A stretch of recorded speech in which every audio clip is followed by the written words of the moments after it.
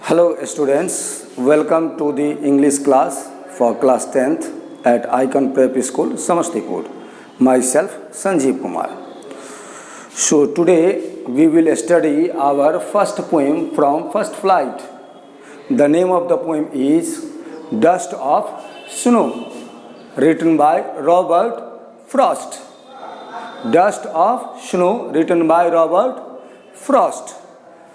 तो सबसे पहले हम लोग रॉबर्ट फ्रॉस्ट के बारे में थोड़ा सा जान लें। रॉबर्ट फ्रॉस्ट एक अमेरिकन पोइट है। इन्हें अक्सर न्यू इंग्लैंड पोइट कहा जाता है। न्यू इंग्लैंड मतलब इंग्लैंड का नहीं, न्यू इंग्लैंड यूनाइटेड स्टेट्स में 6 स्टेट्स को मिलाकर एक रीजन है। रॉबर्ट फ्रॉस्ट की कविता ऊपरी तौर पर तो सिंपल नज़र आती है, लेकिन इसका थीम और या मीनिंग बड़ा ही कॉम्प्लेक्स होता है, डीप होता है, जैसा कि यहाँ आप इस कविता में भी देखेंगे। So Robert Frost is known for depicting rural life through language and situations familiar to the common man. यहाँ पर कविता में कवि महोदय ने डस्ट ऑफ स्नो की बात की है। डस्ट ऑफ स्नो, यहाँ हिंट्स दिया हुआ है।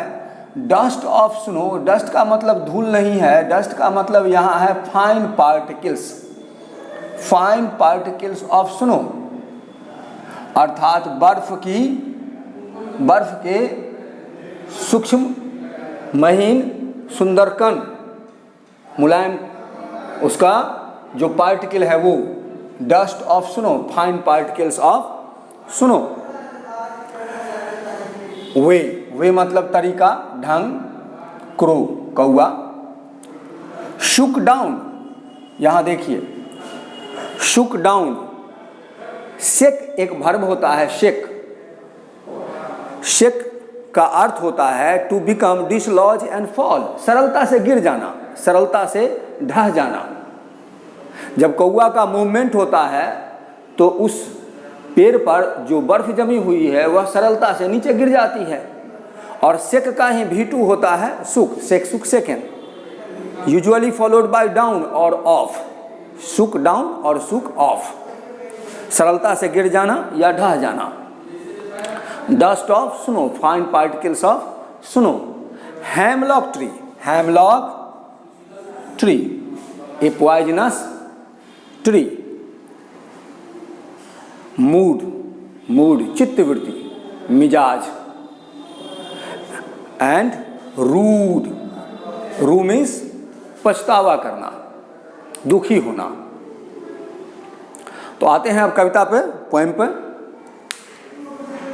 The way A crow shook down on me, the dust of snow from a hemlock tree has given my heart a change of mood and saved some part of a day I had rued।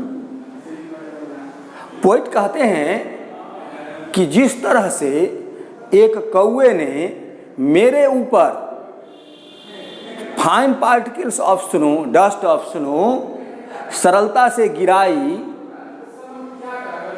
कहाँ से?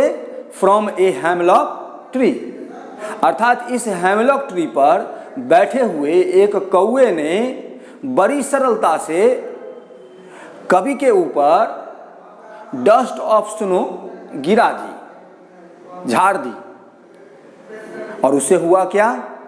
Has given my heart a change of mood and saved some part of a day I had rued। तो उस बर्फ की धूल के झरने के कारण कवि महोदय का, पोइट का मूड चेंज हो गया, अर्थात वो दुखी मन से थे, उनका हृदय दुखी था, उसमें परिवर्तन आ गया। So he changed from the state of sadness to happiness. और इस मूड के चेंज होने के कारण उनके हृदय को, उनके दिल को सुकून का एहसास हुआ। जब मूड चेंज होता है तो उसका असर तो दिल पर ही पड़ता है। तो कवि महोदय सैडनेस के मूड से हैप्पीनेस के मूड में आ गए, इससे उनके दिल को सुकून पहुंचा, और सुकून पहुंचने के कारण उस दिन का, जिस दिन वो खड़े थे वहाँ हेमलॉक ट्री के अंदर नीचे, उस दिन का जो हिस्सा बर्बाद हो गया था, जिसका उन्हें पश्चाताप था कि वह दिन उनका दुखी होने के कारण बर्बाद हो गया था, उस दिन का बाकी बचे भाग को सेव करने का, यानी बाकी बचे हिस्से को दुख में व्यतीत होने से बचा लिया। बाकी हिस्से को, उस दिन के बाकी बचे हिस्से को बर्बाद होने से बचा लिया।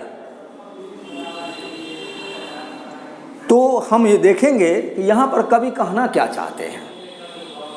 जैसा कि अक्सर होता है कि रॉबर्ट फ्रॉस्ट की कविता अपैरेंटली, जाहिरा तौर पर, प्रत्यक्ष रूप से तो सामान्य नज़र आती है, लेकिन उसका मीनिंग, उसका थीम बड़ा ही डीप होता है।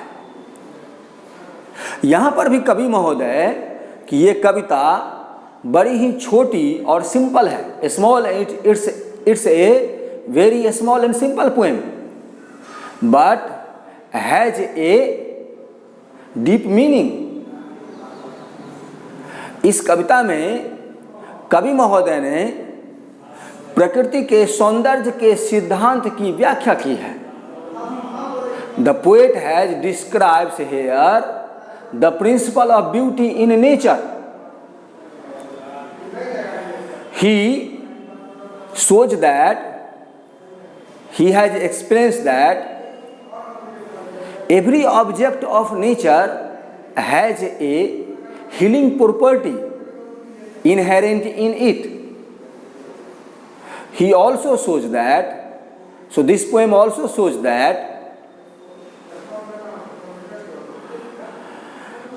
a small event, a small incident in our life has a great significance.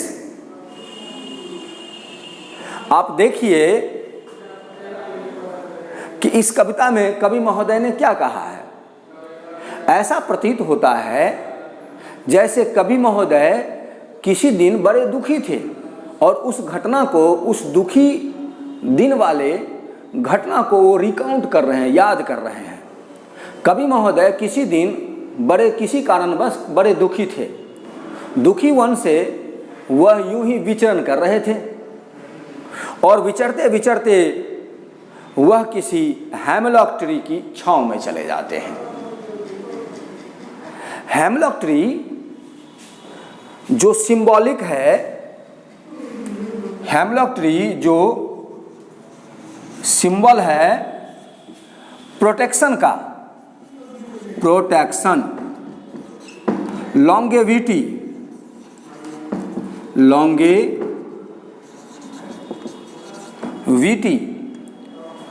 And healing. Hemlock tree एक पॉइजनस ट्री होता है। तो चूंकि इसका पॉइजनस नेचर है और इसके अलावा भी कुछ इसका निगेटिव एस्पेक्ट है, इसका क्रिश्चियनिटी में भी कुछ निगेटिव एस्पेक्ट है, और इसके अलावे विश्व के महान दार्शनिक फिलोसोफर सोक्राटिस की मृत्यु से भी लोग इसे एसोसिएट करते हैं। इसीलिए इसको बैड ओमेन माना जाता है, या डेथ एंड फियर का सिंबल माना जाता है। People associates death and fear with this hemlock tree।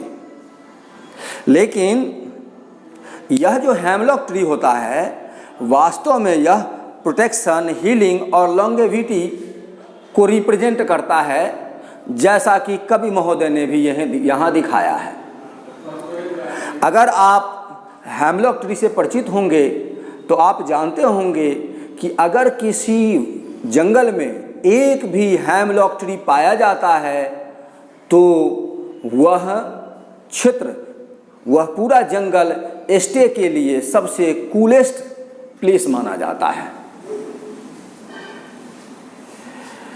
जब बर्फ गिरती है बहुत ज़्यादा तो बर्फ से बचाव के लिए भालू, पक्षियाँ, मनुष्य और बहुत से जानवर अपने प्रोटेक्शन के लिए हेमलॉक ट्री की ब्रांच के नीचे आ जाते हैं। हेमलॉक ट्री प्रोटेक्शन तो देता ही है, जब बहुत ज़्यादा आइस फॉल होता है तो यह हैवी आइस फॉल को अपने ब्रांच पर रोकता भी है, जिससे इसके नीचे ग्रो करने वाले प्लांट उस आइस फॉल की से बच जाते हैं, अपनी रक्षा कर पाते हैं। और बहुत ज़्यादा जब आइस फॉल होता है तो इसकी पत्तियां उस जमी हुई बर्फ को तोड़ने का काम करती है, जिससे उत्पन्न होने वाला पानी, जल पौधों को सींचने, नीचे के पौधों को सींचने का कार्य करता है। इसकी पत्तियां बड़ी ही मुलायम होती हैं।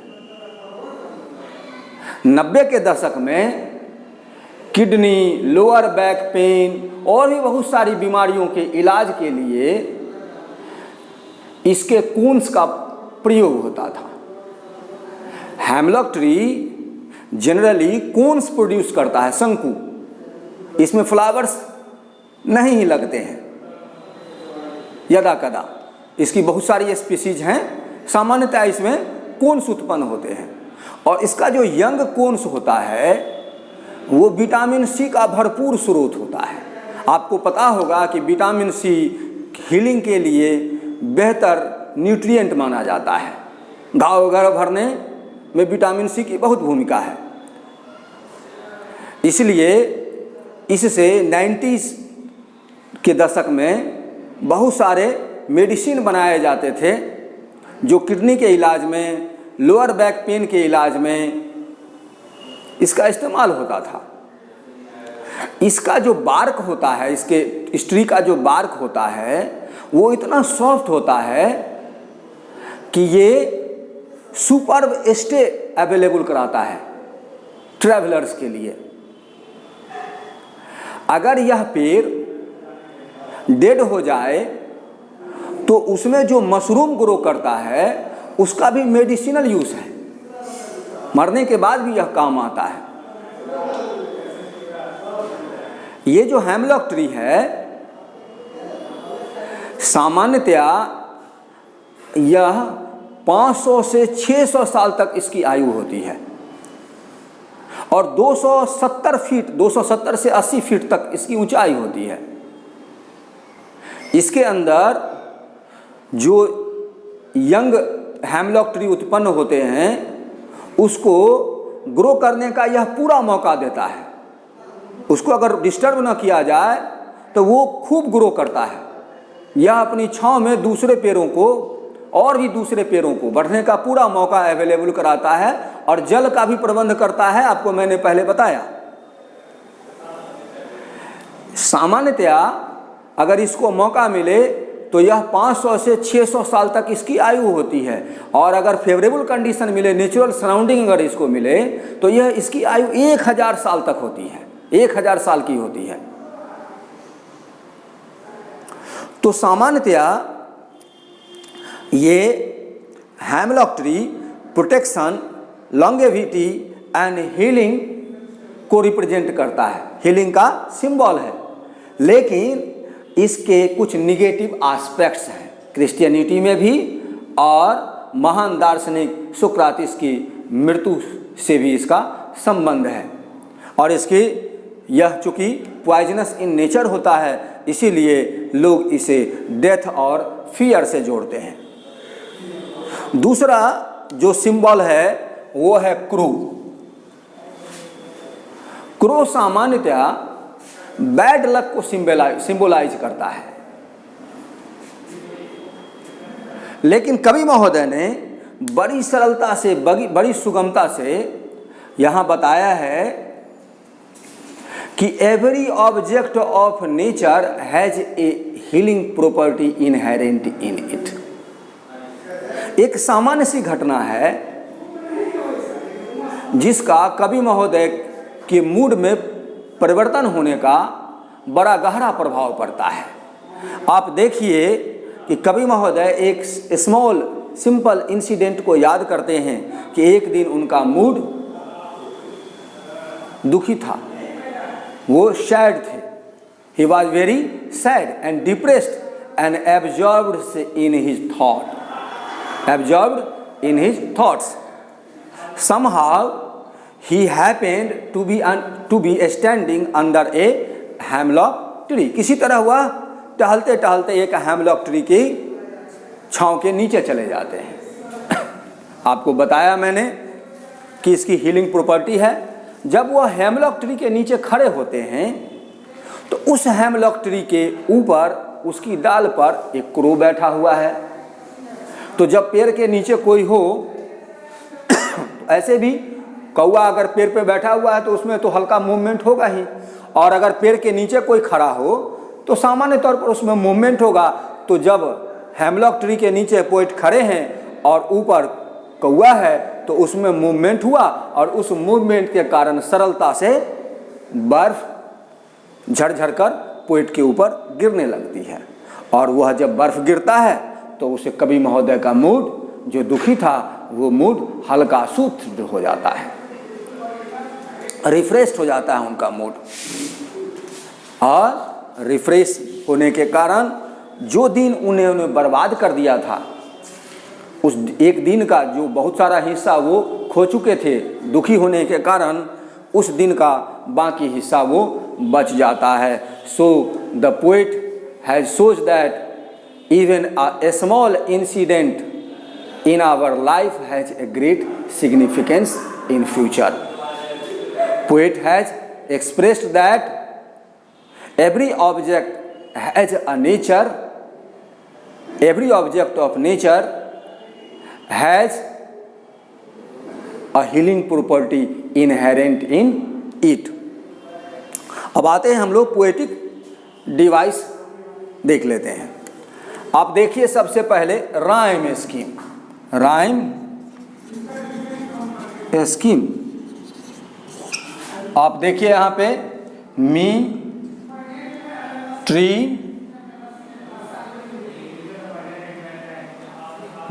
ट्री, ये दोनों राइम कर रहा है।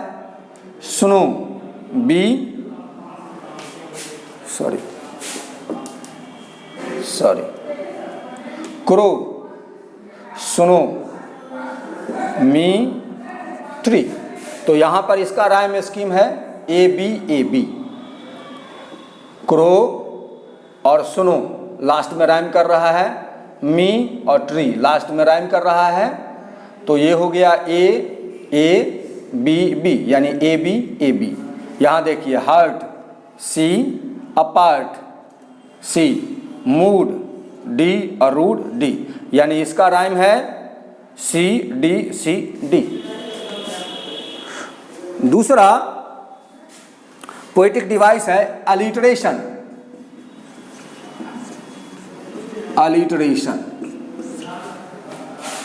यहां पर देखिए कि ये जो कॉन्सोनेंट साउंड है हैज अ हर्ट, यहां पर जो कॉन्सोनेंट साउंड है बिगिनिंग में, प्रारंभ में, यहां पर हैज में भी ह और हर्ट में भी ह।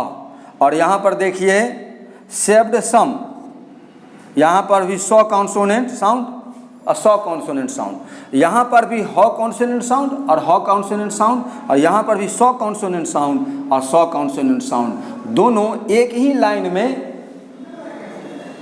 दोनों वर्ड के बिगिनिंग में है और एक ही लाइन में है। इसको कहा जाता है एलिटरेशन।